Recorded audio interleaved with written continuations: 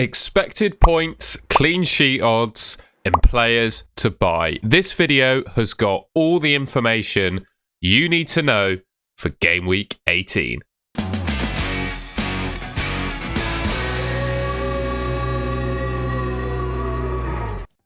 we're going to start off then by talking about the best players for expected points by position. So goalkeepers up first. Emiliano Martinez, Sheffield United at home. He is the top goalkeeper according to DraftHound for expected points. Bernd Leno against Burnley at home in second place. Dubravka, I think he's a really solid option and we might talk about him later on. He's in third. Neto, Vicario, Alisson, Petrovic of Chelsea, Onana, Steele and Raya are the top keepers. On to the defenders. We've got Kieran Trippier leading the way. Luton away, obviously a good fixture for Newcastle. He's back from suspension. He's expected to get 5.6 points in that fixture. Alexander-Arnold, 5.4, followed by a couple of Villa defenders. We've got Pau Torres, Konsa in there, Pedro Porro, Diego Carlos, Livramento, Anthony Robinson of Fulham, Castagna and Shah, who, well, is an injury doubt, I would say, for game week 18. Those are the top defenders. Now, DraftHound actually have Heung-min Son ahead of Salah for expected points this week. That's obviously down to the quality of fixture he has. I mean, ultimately, it's up to you which one you prefer. But yeah, DraftHound saying Son, number one of midfielders for expected points. Salah in second, followed by Diaby, Gordon, Palmer. Kudus now overtaking Bowen as the top West Ham midfielder for expected points. That's quite interesting to see. Saka, Sterling and Kulusevski round off the top midfielders. I'd actually say, doesn't appear on this list, I'd say Richarlison is up there as well. It's nice to have a week where Erling Haaland isn't just the obvious top forward. With him out, well, injured and out to the Club World Cup, Watkins is top. Sheffield United at home, he's actually the top player for expected points according to DraftHound. Isak in second place, obviously question marks, will he play because he was injured last week. Gabriel Jesus, Solanke, Nicholas Jackson, Cunha, Højlund, Wilson, Darwin Núñez and Chris Wood are the top forwards. I think captaincy is going to be really interesting this week. Salah is actually third place on the list for top players for expected points. Watkins is top according to DraftHound, with Son in second place, Moussa Diaby in fourth and Kieran Trippier in fifth. These are the top 5 players for expected points regardless of their position. I mean, captaincy is obviously up to you, but it's interesting just to see Ollie Watkins top of the list. I think it's an interesting one because it's a point I have anyway. I never like to captain a player that isn't their team's penalty taker. I always like having the backup of penalties. I would say as a non-Son owner, I'm favouring Watkins this week because I think he has a much better fixture than Salah. However, if I had Heung-min Son, with the fact he is probably the Tottenham penalty taker, I think he's probably the best captain this week, above and beyond Salah. However, I think I'm going to go Watkins as a Watkins owner and a non-Son owner. I think that quality of fixture is much better than Salah, but I feel a little bit uncomfortable captaining a player that doesn't take penalties. Let me know in the comments what you think of that and who you're going to captain. And finally, the last of the DraftHound stats, we've got the clean sheet odds. And, well, we've seen Villa defenders dominating, certainly Martinez, the top expected points goalkeeper, and Villa defenders, the top defenders of the week. Aston Villa, 55% chance of keeping a clean sheet against Sheffield United. Fulham in second place, 42.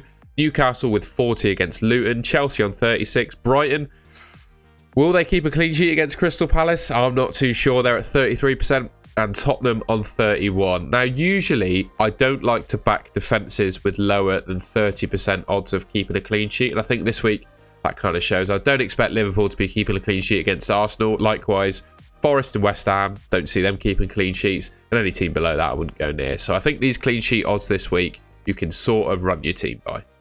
Now, I wondered if you could do me a favour. If you're enjoying the video so far, please make sure to leave a like rating, subscribe to the channel as well, set the notification bell so you can see when I upload next. If you're really enjoying the video, please consider joining as a channel member. You'll get early access to all of my videos, and when I deadline stream, I'll give you priority when I rate people's teams in DraftHound. You can also, if you want to support the channel in a different way, check out my shop down below. You can buy yourself a golden goal sticker or a mug. All right, back to the video.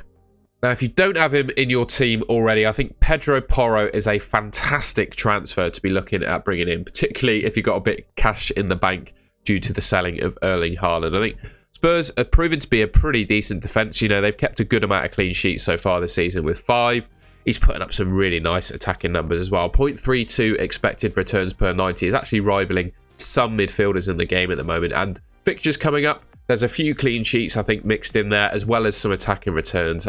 When you look at the Spurs defence as a whole in FPL, I think Porro's probably the best. You do pay a difference for him, but he is going to reward you with points over the rest of them, I think. And, you know, look at those returns. 5 clean sheets and 6 assists across 16 starts so far. That's not close to a return per game, right? That's really nice. And comparing him to other midfielders, I think he's a really nice option. And looking at his expected goals, 1.8 expected goals so far this season, I reckon he's due a goal soon.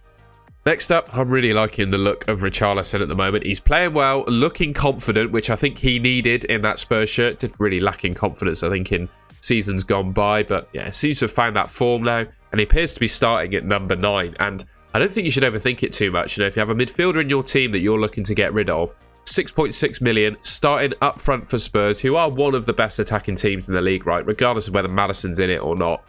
Richarlison's going to start as a number 9 for me. And I think he's a great option. You shouldn't overthink it. Spurs, yeah, as I said, one of the best attacking teams in the league. Got a decent set of upcoming fixtures. And the underlying numbers for Richarlison are really nice. 0.61 expected returns per 90. 4 goals, 3 assists from 9 starts. It's a really nice record. It looks like Sven Botman is back fit. And I would expect him personally to start in game week 18. I think due to the fact that Cher, well, he came off with an injury in game week 17. I think he's got a good chance of starting. I think he's just a great defender as well. He's so important to that Newcastle team when he plays in it. They really increase their chances of keeping a clean sheet when Botman plays. And this season so far, he obviously only played 5 games from starting.